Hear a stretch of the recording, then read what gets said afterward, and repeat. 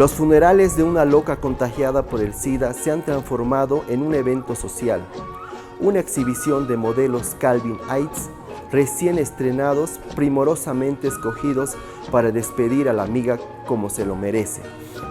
Como nunca lo soñó en el dorado aeropuerto de Nunca Jamás.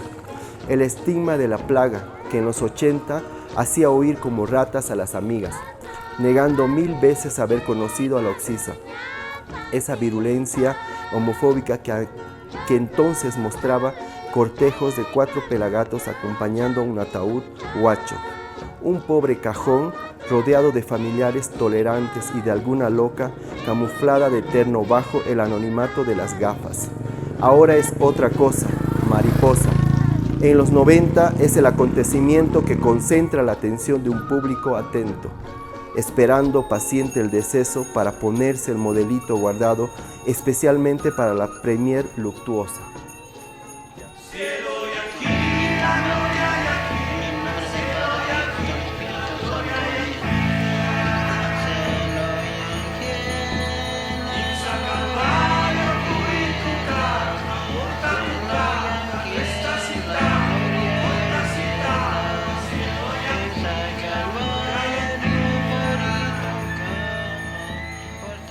Ahora la muerte sidada tiene clase y categoría. Cualquiera no se despide del mundo con ese glamour hollywoodense que se llevó a Hudson, Perkins, Nureyev y Fassbinder. Cualquiera no ostenta ese look de manchas leopardas. Ese tatuaje sidado no se destiñe, fíjate. Por eso el adiós Aides es inolvidable en su fulgor momentáneo. Es un encuentro de pestañas quebradas y risitas tutú contenidas por la emoción. Es el esperando momento de homenajear a la afinada luciendo esa faz pálida, como neogótico, con mucha ojera violácea, haciendo juego con el discreto pañuelito que va a enjugar la única lágrima, en el único momento de tirar la única rosa. No, mejor el único pétalo sobre el terso ataúd. De esta forma, las locas engalanadas con el drama han hecho de su muerte un tablao flamenco, una pasarela de la moda que se burla del sórdido ritual funerario. Más bien, revierten la compasión que pesa como un juicio pecaminoso sobre el SIDA homosexual. Lo transforman en alegoría. Con sus destellos colinguillos amortiguan el duelo, lo colorean, lo refulgen, lo descargan de esa fetidez piadosa. Lo relucen con la ópera comediante de su llanto y nadie sabe si esa lágrima de diamante que ruega por su mejilla es auténtica.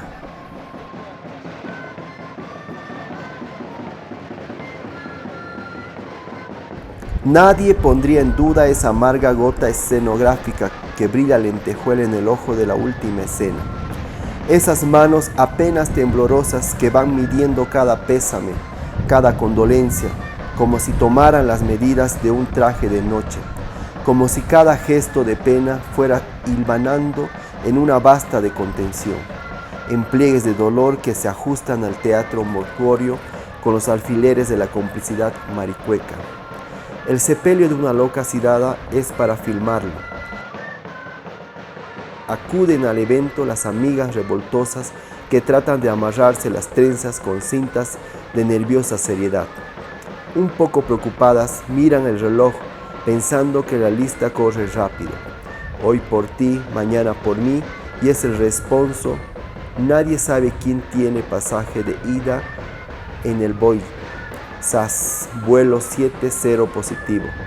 Ninguna puede reírse tanto, menos esa flaca, cabello de ángel que hizo el teatro del desmayo en el cementerio y sus quejidos de perra asmática partían el alma. Menos ella, que antes de sellar el cajón, como al descuido, le echó adentro cigarros y fósforos, porque su amiga no podía dormir sin fumar.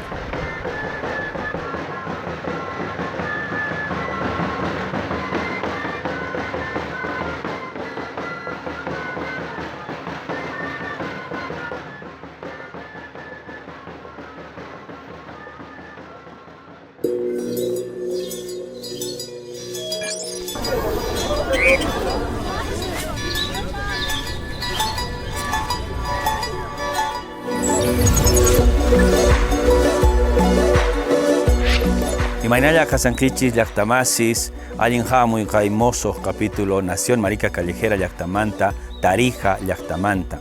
Bolivia Suyupi, Kai, Kebarrunanispa, Carimacho Runanispa, Trabasnintan, Napayana y Abrazana Haitiana.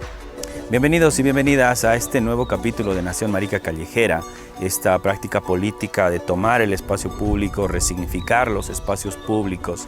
En esta ocasión nos encontramos en el departamento de Tarija y nos encontramos en la población, en la comunidad de Izcayachi, con un invitada especial. Nos encontramos con Linder Centeno. Linder Centeno es un compañere, activista homosexual, marica, se define a sí mismo como quechua. También es un activista seropositivo, maestro de formación, a quien le damos la bienvenida. Linder, bienvenida a Nación Marica Callejera. Muchas gracias por estar en mi espacio, en mi departamento, en mi comunidad de donde soy. Y muy agradecida, ¿no?, de poder participar en este capítulo más de Nación Marica. Linder, bienvenida nuevamente. Gracias por aceptar esta invitación. Linder, primero, si deseas, no sé, acotar algo a la presentación que quisieras destacar también como tu proceso de formación o los lugares de enunciación que tú reivindicas, ¿no? O, no sé, algún título que quieres reivindicar.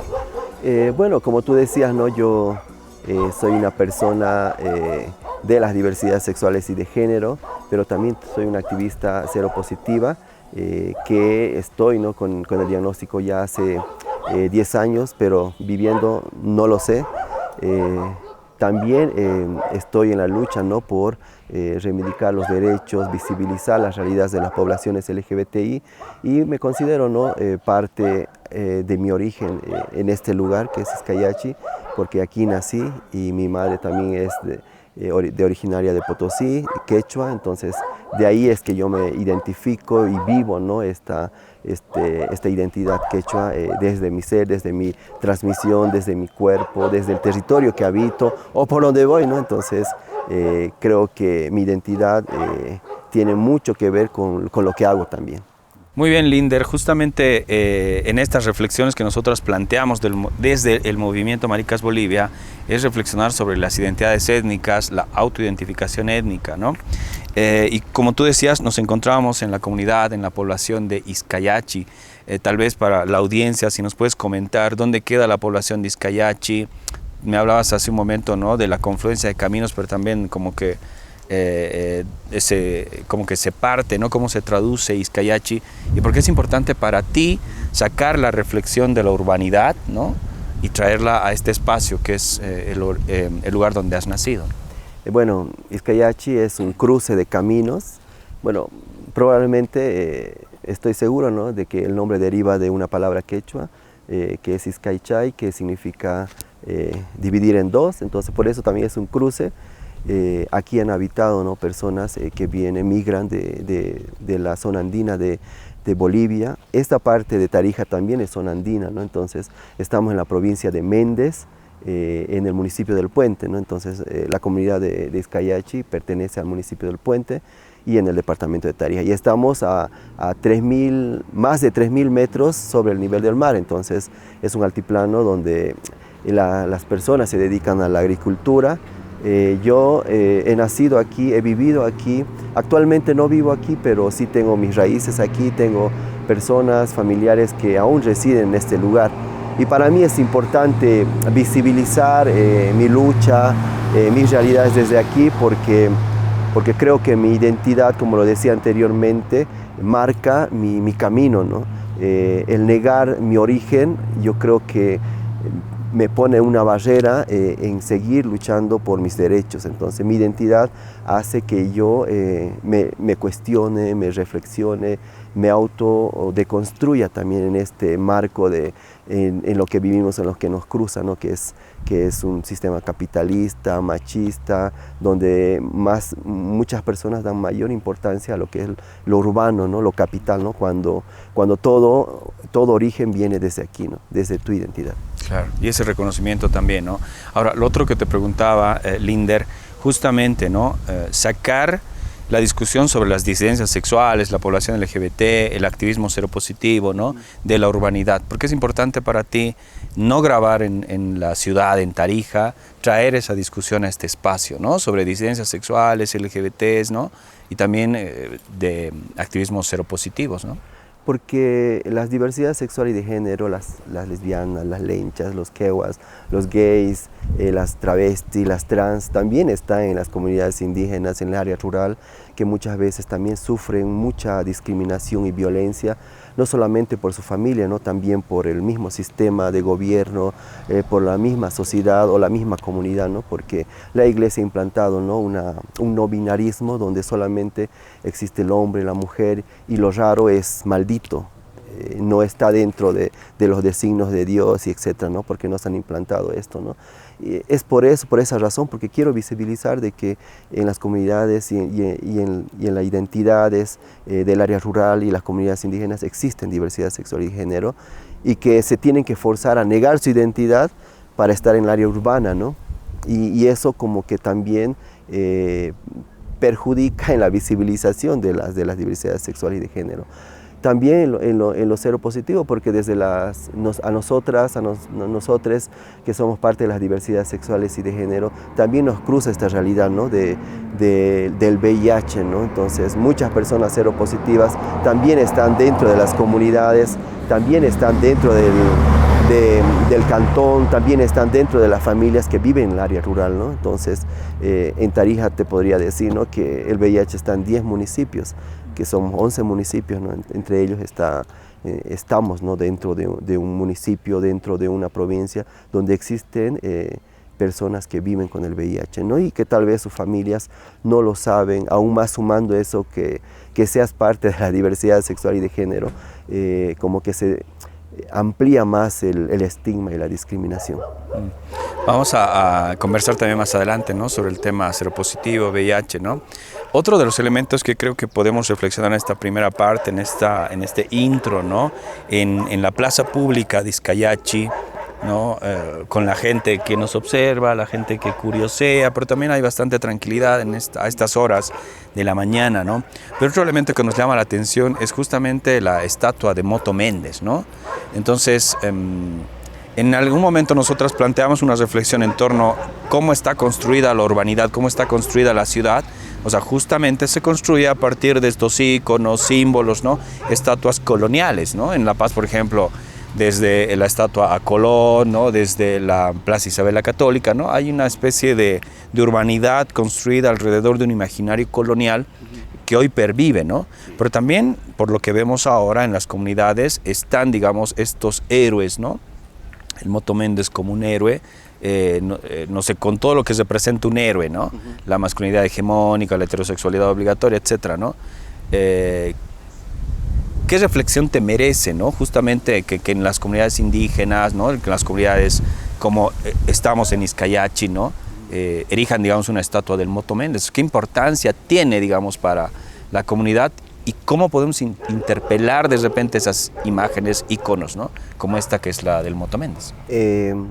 Bueno, el Moto Méndez ha sido de por hecho un rebelde ante un sistema colonial español y que ha organizado, ¿no? Afrentas en contra de este sistema y el que ha ido en contra de este sistema en batallas, ¿no? Entonces, nosotros por ese lado nos identificamos por la rebeldía, ¿no? Para no estar sumidos a un sistema, ¿no? Donde nos oprime, donde nos violenta, donde nos quitaba territorio, donde teníamos que estar sumidos.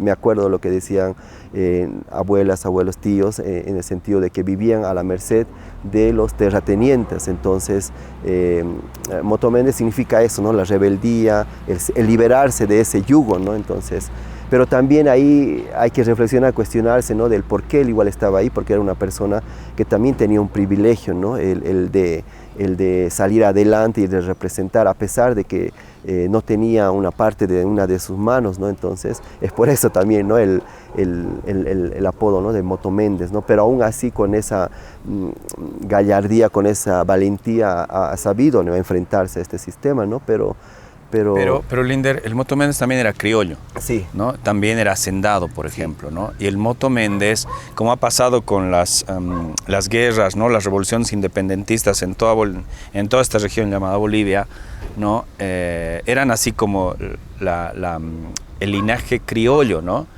Que invisibilizaba o que anulaba la lucha de los indígenas y las indígenas, ¿no? En La Paz, por ejemplo, se habla mucho de Murillo, el libertador Murillo, ¿no? Pero por detrás estaba Túpac Katari y Bartolina Sisa, ¿no? Antes de la revuelta independentista, ¿no?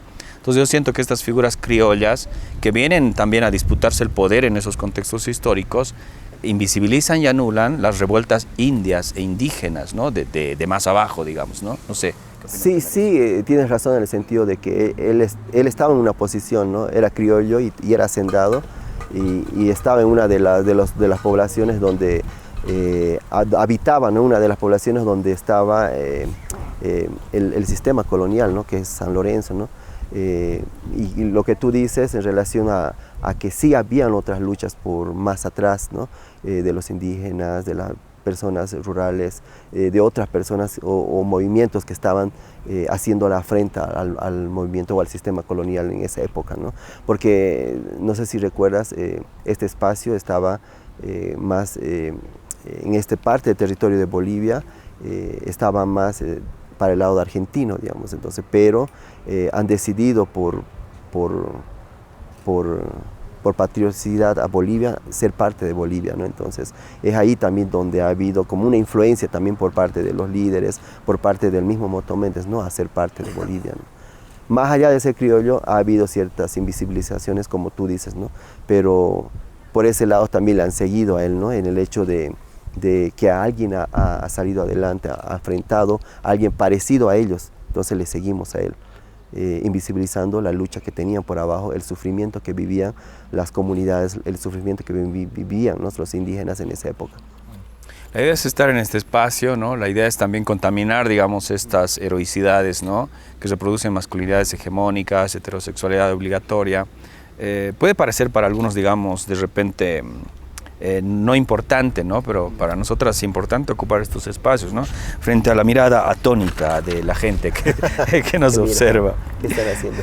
Estamos en Nación Marica Callejera, en este ejercicio de toma política del espacio público, un ejercicio itinerante, ¿no? que viaja por diferentes ciudades, por diferentes departamentos, y en esta ocasión nos encontramos en el departamento de Tarija y estamos específicamente en Izcayachi, que es una comunidad una hora antes de llegar a la ciudad de Tarija.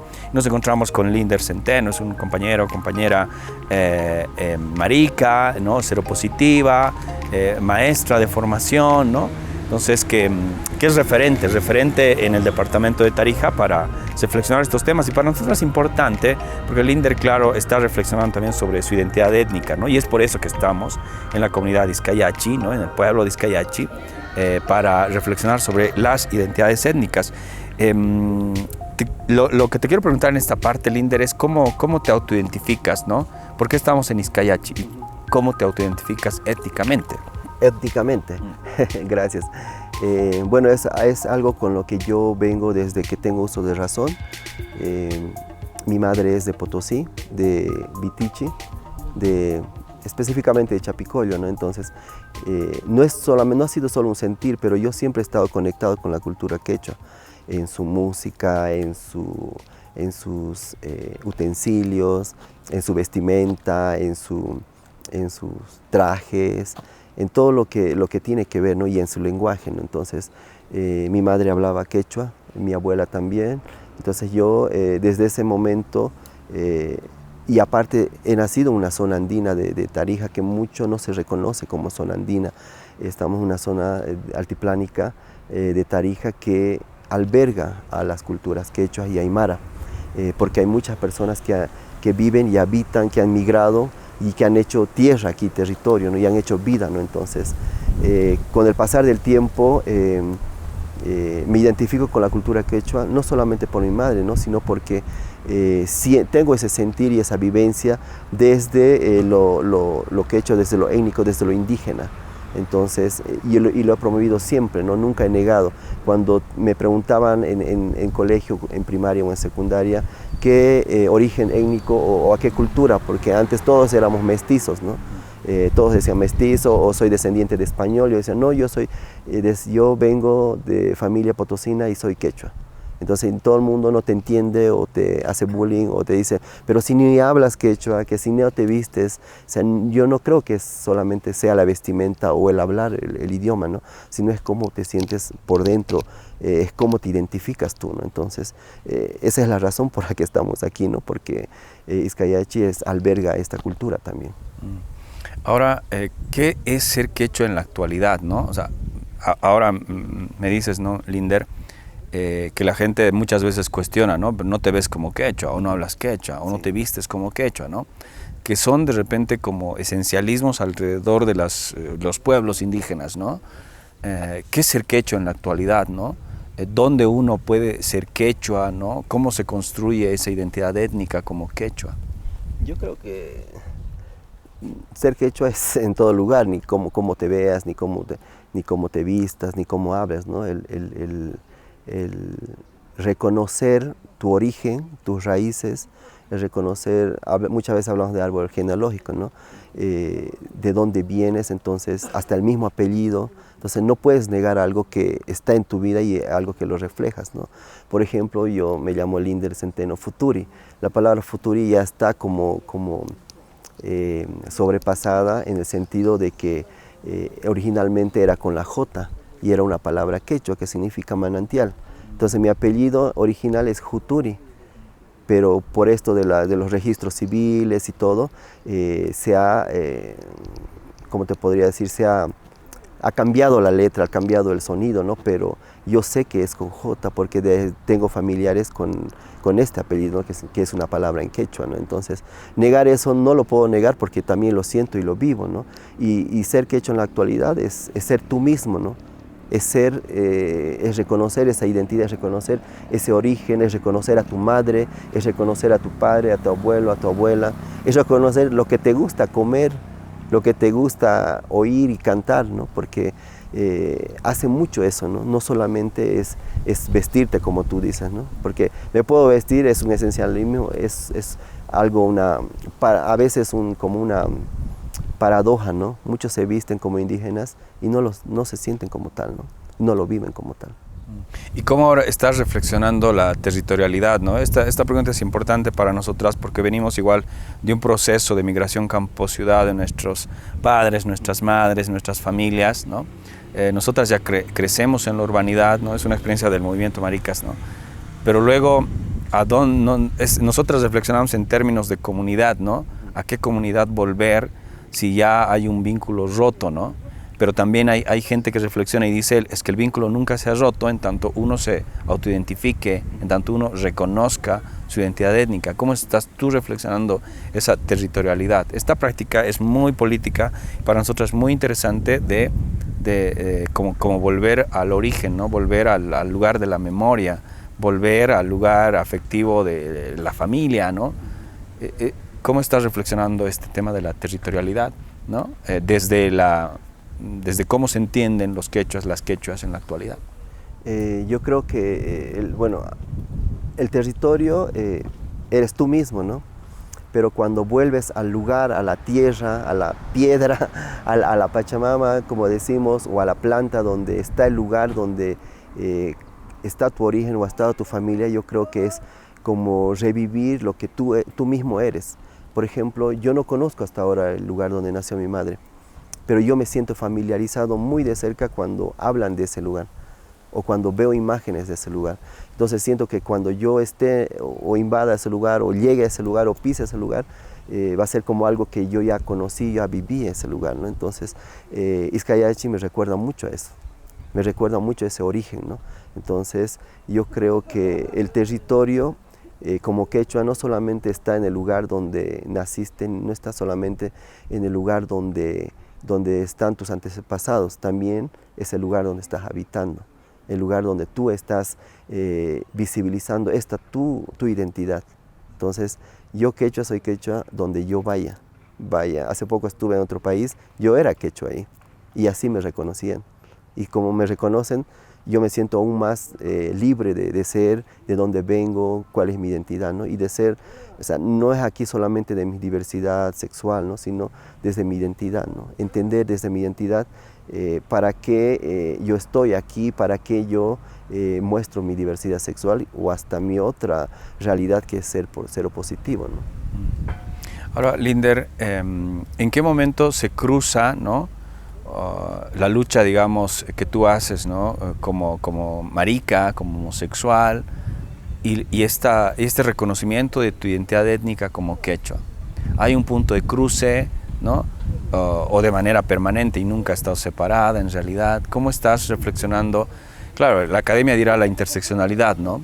Pero ¿cómo estás reflexionando tú, ¿no? ¿En qué momento?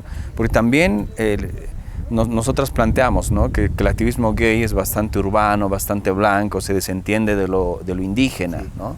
Pero hay así cuerpos o personas, ¿no? que están haciendo una práctica contraria y política, ¿no? que es justamente reconocerse indígenas, ¿no? que no es, o sea, no es porque esté de moda, o sea, es porque hay un reconocimiento íntimo de memoria, ¿no? de uno mismo, de una misma. El cruce, en realidad, yo me he identificado siempre quechua indígena, pero mi lucha ha venido después, el de reconocerme como indígena o como quechua, porque yo siempre lo he admitido, lo he mostrado, pero mi lucha LGBTI o por las diversidades, por los derechos, ha venido en una etapa donde me ha cruzado mi diagnóstico, entonces tenía que buscar una trinchera de lucha de donde yo visibilizar mi realidad como LGBTI y como persona viviendo con VIH. Entonces mi lucha empezó desde ahí, ¿no?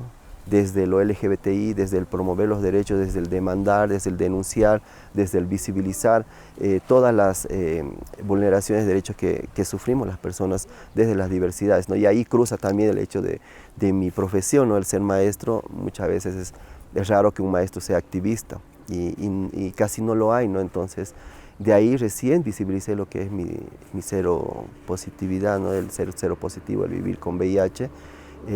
Pero lo de mi identidad ha estado siempre dentro de mí, y aún siendo yo maestro, trabajaba en Santa Cruz, en una sociedad altamente urbana y altamente elitista.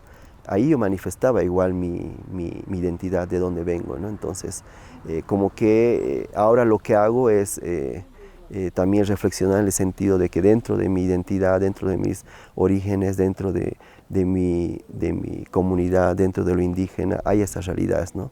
Personas con diversa orientación sexual e identidad de género están sufriendo no solamente por ser LGBTI, sino por tener el VIH, ¿no? en sus cuerpos.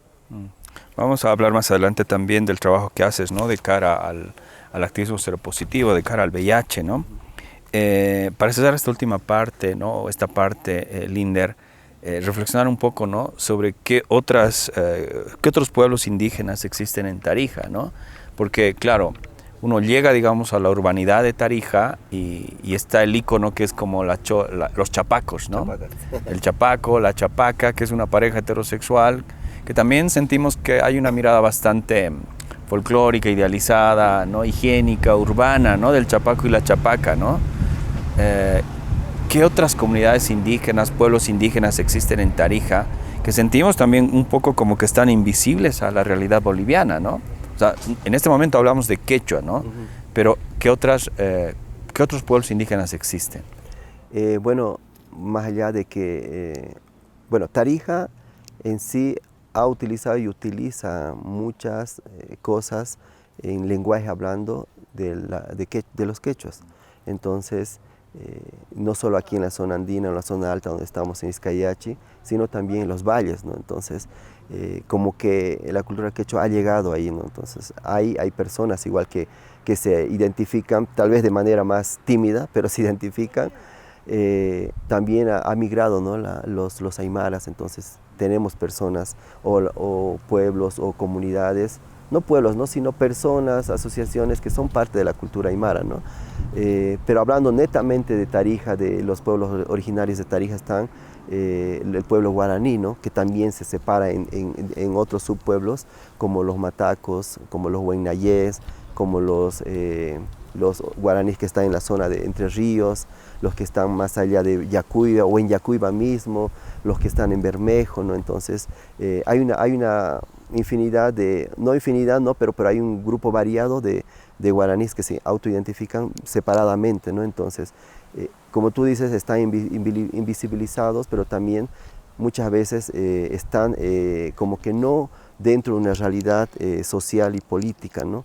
Aunque tiene sus representaciones en las asambleas departamental, pero no hay una visibilidad mayor de sus necesidades, sus problemáticas.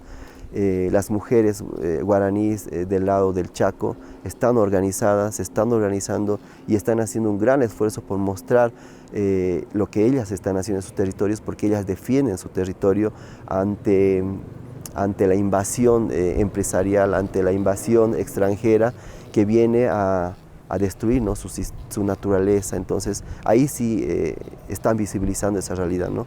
Desde las capitanías que están también compañeros guaraníes y compañeras guaraníes, pero ya la defensa del territorio está tomando también cara de mujer, ¿no? Ha tomado cara de mujer que están en la lucha para defender su vida y su territorio. Ahora, estas realidades, digamos, ¿no? De los pueblos indígenas, específicamente en Tarija, ¿no? ¿Tú sabes algo? ¿Cómo están de repente reflexionando o no están reflexionando, ¿no? Los cuerpos, ¿no? Las subjetividades de la disidencia sexual? De repente, si tú conoces compañeros, compañeras, ¿no? Maricas, machorros o trabas, guaraníes, ¿no? Que están llegando a la urbanidad, ¿no? ¿Cómo se está reflexionando o no, ¿no? La disidencia sexual en estos pueblos indígenas que mencionas? Es un poco difícil que una compañera de la disidencia sexual esté habitando dentro de su pueblo originario, en su comunidad, como yo, digamos, libremente, ¿no? Como libremente en el sentido de visibilizar su orientación sexual, su identidad de género. Dentro de esa comunidad es muy difícil y muchas compañeras, compañeros tienen que salir a la urbanidad forzados para no ser violentados o amedrentados dentro de su comunidad. Y en muchos casos los han desconocido, ¿no? Como parte de la comunidad, entonces tienen que salir, por ejemplo, a las capitales, ¿no? Y muchas veces eso les fuerza a negar también su identidad, su origen, negar su origen o su identidad indígena, ¿no? Entonces, como que no hay todavía esa reflexión. Hace poco quisimos entrar, ¿no? al área de las y los guaraníes y hablar sobre la diversidad sexual y de género, y nos recomendaron hacerlo de manera muy pausada, muy tranquila, que no se visibilice mucho como lo hacemos ya sea en Tarija, en la capital o en otros lugares, ¿no? Entonces no hay todavía la reflexión, pero sí hay personas de las diversidades dentro de estas comunidades que es una tarea pendiente, ¿no? para los movimientos y para mí también, ¿no? En el sentido de llegar ahí y poder implantar un respeto hacia esa diversidad, porque siempre la hubo, sino que por todo el colonialismo que hemos vivido, más que toda la cultura guaraní, por el catolicismo, entonces ha habido como ese desligamiento de reconocer a las diversidades sexuales y de género. Exacto. Estás escuchando, estás viendo Nación Marica Callejera, este artefacto audiovisual, esta intervención callejera, esta toma política del espacio público. Estamos en el departamento de Tarija, nos encontramos en la comunidad de Izcayachi y estamos junto a Linder Centeno. Es una compañera maestra de formación, es activista marica, seropositiva, se reconoce a sí misma como indígena quechua, ¿no? Como quechua, perteneciente a la población quechua, y en esta reflexión que atiende, ¿no? a pensar también más allá de la urbanidad, ¿no? Más allá de la urbanidad LGBTIQ. Linder, en esta segunda parte queremos empezar por un trabajo que tú vienes desarrollando hace muchos años. Eres referente de la población que vive con VIH, activista seropositiva, ¿no? No sé si te acomoda la palabra activista porque es una cuestión de vida también, ¿no? ¿Cuál es la situación de la población indígena, ¿no? Que tiene VIH, que vive con VIH, específicamente en Tarija? Si hay informes, digamos, ¿no? Que se elaboran generalmente a nivel nacional, pero también a nivel local, ¿no? sobre diferentes poblaciones. Y siento que en esos informes a veces faltan las poblaciones indígenas que viven con VIH, o existen ya ese tipo de datos. No existe ese dato, y eso es lo que ahora estamos como que reflexionando dentro de la Red Nacional de Personas que viven con VIH, que es la Red BOL, para visibilizar a las personas que son parte de los pueblos originarios o indígenas o de las comunidades rurales que están con el VIH o están viviendo con el VIH, ¿no? Entonces, no hay los datos por parte del programa, y es una necesidad saber, porque muchas veces los planes, los programas o proyectos que vengan de prevención primaria o secundaria solamente están mirados para el área urbana. Entonces ahí es como que negando la existencia de otras personas que viven con VIH, que están dentro de las comunidades, dentro de sus territorios, ¿no? Entonces, y muchas veces al no visibilizarlas, el tratamiento a veces no les llega, ¿no? O no tienen la información de cómo seguir un tratamiento, ¿no? Entonces, yo hace 10 años, exactamente, 11 años exactamente, he sido diagnosticado con el virus del VIH, ¿no? Entonces, ahí parte mi lucha, mi carrera por promover los derechos en general al inicio. Después he empezado a hablar y a irrumpir dentro de lo que es la comunidad LGBTI y hablar sobre estos temas también de salud, que son de prevenir el VIH, ¿no? Entonces, inicialmente no me asumía como una persona seropositiva por las diferentes situaciones que uno vive, ¿no? Por el estigma, la discriminación, el rechazo, que son cosas que a las personas que vivimos con VIH nos afectan más que otras cosas, ¿no? La falta de apoyo, la falta del cuidado de quien te rodea, del familiar, ¿no? Y es aún más fuerte, ¿no? En el sentido cuando estás dentro de una comunidad, ¿no? Más allá después de ser LGBTI y que tengas el virus también, como que hay un doble rechazo, un doble estigma, una doble discriminación, doble violencia, ¿no? Entonces es ahí que yo ya desde hace 5 años atrás he visibilizado mi diagnóstico, no solo en la comunidad LGBTI, sino ante las autoridades y ante los lugares donde yo voy, ¿no? He estado yendo a Yacuiba, a Villamontes, a Bermejo, a visibilizar y promover y hacer incidencia, ¿no? por los derechos de la comunidad LGBTI, pero asimismo también sobre esto, ¿no? del vivir con VIH, del cuidarte, del no llegar a esto de infectarte. Entonces, desde ahí estoy trabajando ahora, ¿no? Y esto lo hacemos de manera voluntaria porque es una causa que la vivo, que la siento y que me cruza a cada momento, ¿no? Entonces, y es una reflexión que también la hago constantemente, en el sentido de que no solamente hay personas viviendo con VIH en el área urbana, pero también hay en las otras regiones. Cuando hablábamos de la cultura guaraní o de los pueblos originarios guaraní, ahí recordaba, ¿no? esto de que estamos con proyección de ir a trabajar el tema, ¿no? dentro de estas comunidades, para que no haya, ¿no? cierto rechazo ante un diagnóstico. Muchas personas seropositivas niegan, ocultan su diagnóstico, pero no sabemos cómo va el tratamiento, y ahí van cerrándose el tratamiento, y hay muchos compañeros y compañeras que están muriendo, ¿no? a causa de no tener el apoyo de alguien, ¿no? Y hay personas de los pueblos originarios guaraníes que viven con VIH, ¿no? Que no se identifican, que no se visibilizan por este sistema, ¿no? El hecho de llegar y decir soy guaraní, soy persona que vive con VIH, o soy LGBTI, ahí ya en sus comunidades ya no sienten el respaldo, ¿no? Entonces por eso que salen y están, ¿no? en las ciudades ahora, ¿no? Se diagnostican en las ciudades. Y de estos 10, 11 años de trabajo que tú tienes, ¿no? Visibilizando el tema del VIH en Tarija, a nivel departamental, tu trabajo, ¿cómo ves, digamos, este trabajo, ¿no? Porque claro, aunque sea un lugar común, o sea, la gente sigue pensando, ¿no? Asocian VIH a homosexuales, ¿no? Y hasta ahí llegan, digamos, sí. ¿no? No logran ver, digamos, más allá de mujeres, madres, ¿no? heterosexuales, gente que vive con VIH y que no necesariamente es homosexual, ¿no? ¿Cómo está, digamos, estos estigmas, estos categorizar, ¿no?, como poblaciones vulnerables, ¿no?, en Tarija, en este trabajo de 10 años que tú estás haciendo. Sí, es lo que tú dices.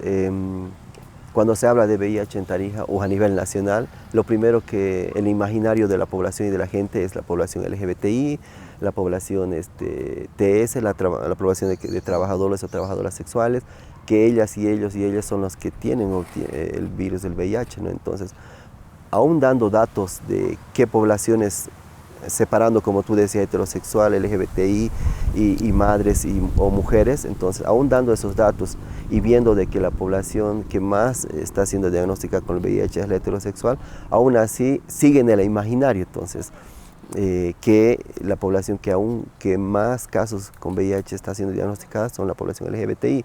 Pero es necesario visibilizar esto y es necesario visibilizar también lo que está pasando con las mujeres y con madres embarazadas que están siendo diagnosticadas. Actualmente a nivel nacional y en Tarija ha vuelto a resurgir casos donde mujeres embarazadas están siendo diagnosticadas con VIH, ¿no? Y eso es una preocupación, ¿no? Y eso es una crítica también al Estado, porque no se están haciendo las debidas acciones de prevención dentro de los centros de salud y comunidades, porque no se está llegando.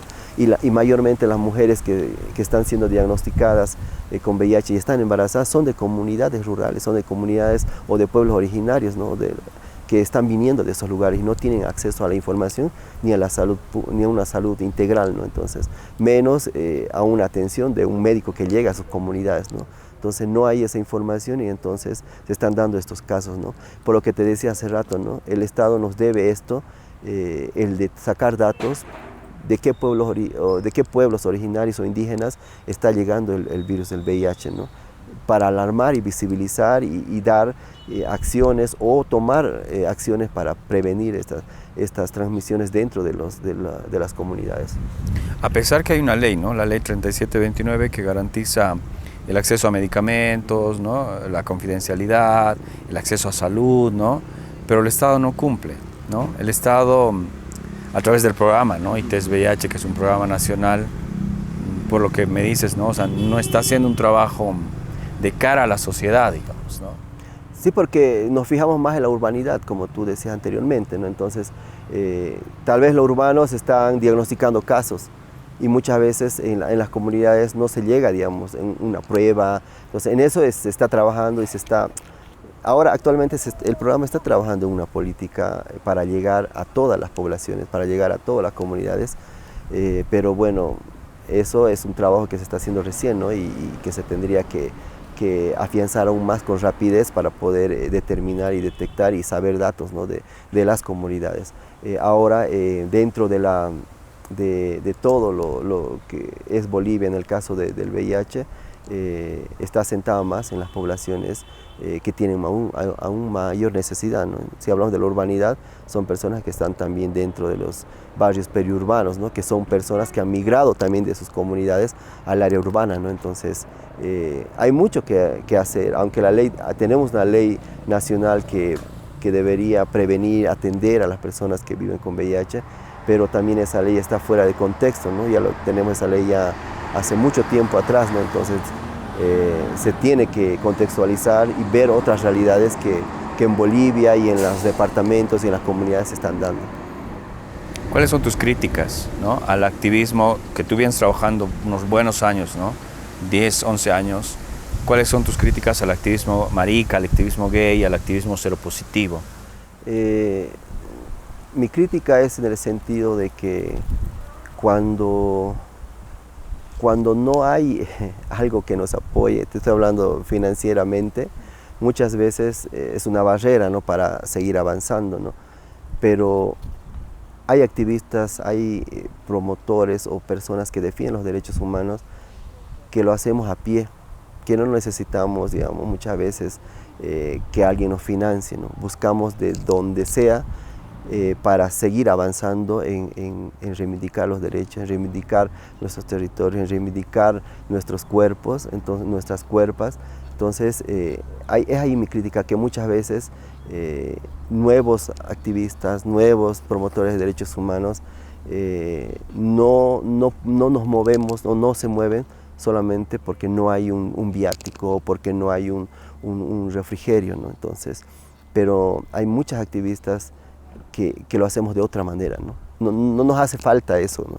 Es necesario, sí, pero cuando hay la necesidad y la urgencia de calar y de incidir y de ir ante la autoridad para subsanar ciertas dificultades, ciertas problemáticas, ciertas necesidades, lo hacemos a pie, lo hacemos a agua y pan, digamos. Entonces, mi crítica es ahí, ¿no? De que en algunos momentos sí va a haber alguien que nos apoye, pero en muchos momentos no va a haber, en la mayoría de las veces.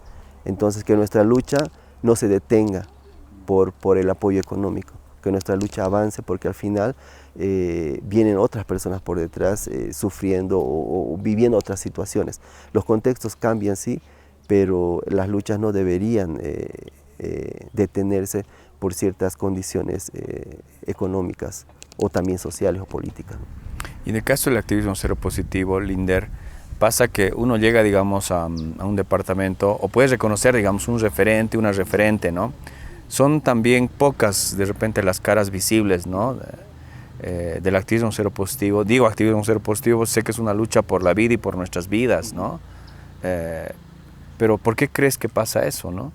O sea, porque hay muchas personas viviendo con VIH, ¿no? Está el estigma, la discriminación alrededor, ¿no? O sea, tú sientes que se está haciendo un trabajo así de cara, ¿no? a visibilizar, a mostrarse, o claro que hay que respetar los tiempos también de las personas, ¿no? Claro, aquí el problema,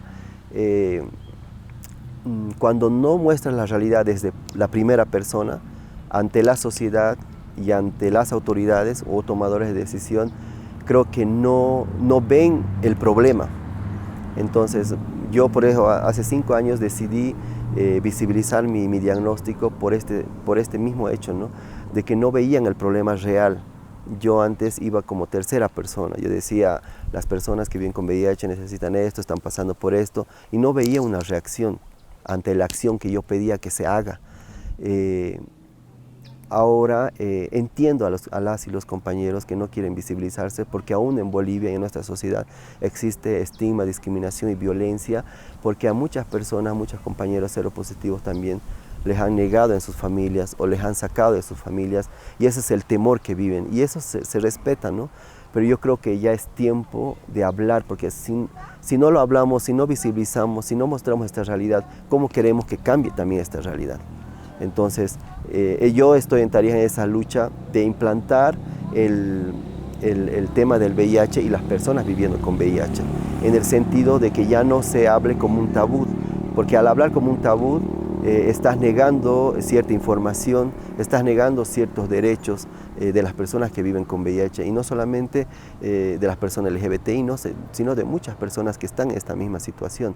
Entonces, mi discurso en Tarija es: Tarija vive con VIH desde el año 1994.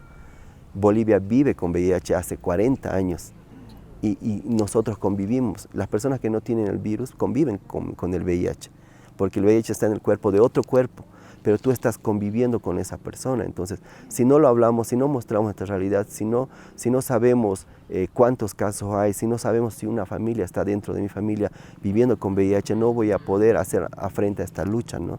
No voy a poder implantar este tema dentro de la sociedad. Entonces, en esa tarea estamos, de que esto sea normal hablar del VIH, porque a cualquiera nos puede llegar, ¿no? Porque es una infección de transmisión sexual que llega desde una relación sexual, ¿no? Entonces, nadie te va a venir a decir: yo tengo VIH o he tenido una ITS, nadie, es algo que me lo guardo yo. Entonces, pero yo teniendo la información, sabiendo cómo me puedo cuidar y proteger, o sea, eso va a parar. El VIH va a seguir avanzando mientras no hablemos del tema así de manera normal, como lo estamos hablando de la violencia, ¿no? La violencia, igual se dan casos y sigue habiendo violencia aún así, pero en el caso del VIH, si hay información de cómo protegerme, yo voy a evitar ciertas situaciones de riesgo, ¿no? Entonces, en ese caso, ¿no? En ese caso vamos a tener que, aquí yo veo algo también, ¿no? Que el Estado, tanto desde lo municipal, departamental y nacional, no se están visibilizando estos temas, ¿no? De cómo prevenir el VIH, ¿no? Entonces, ante esta necesidad, ante esta ausencia, entonces hay mayor casos de VIH, ¿no? Y en todas las poblaciones porque nos cruza a todos.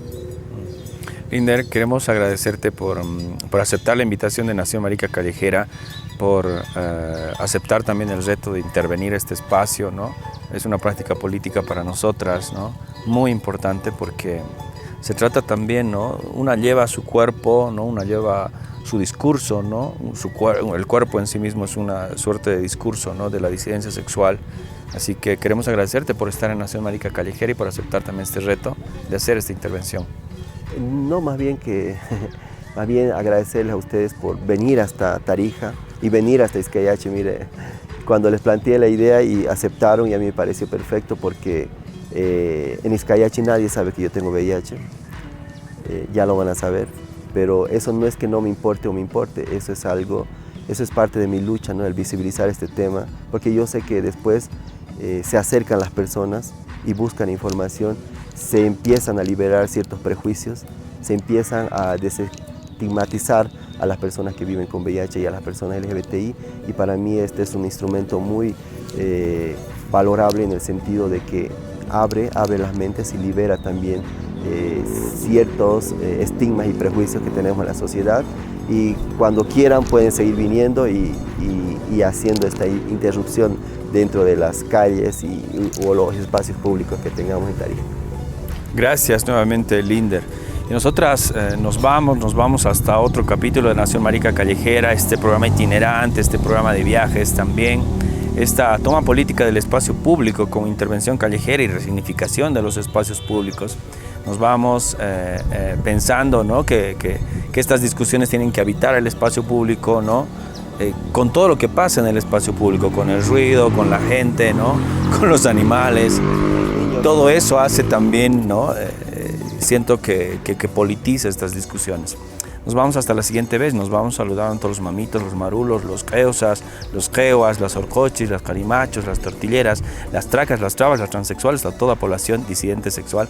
Hasta la siguiente vez con Nación Marica Callejera, Tincuna Kama, Karur Kama.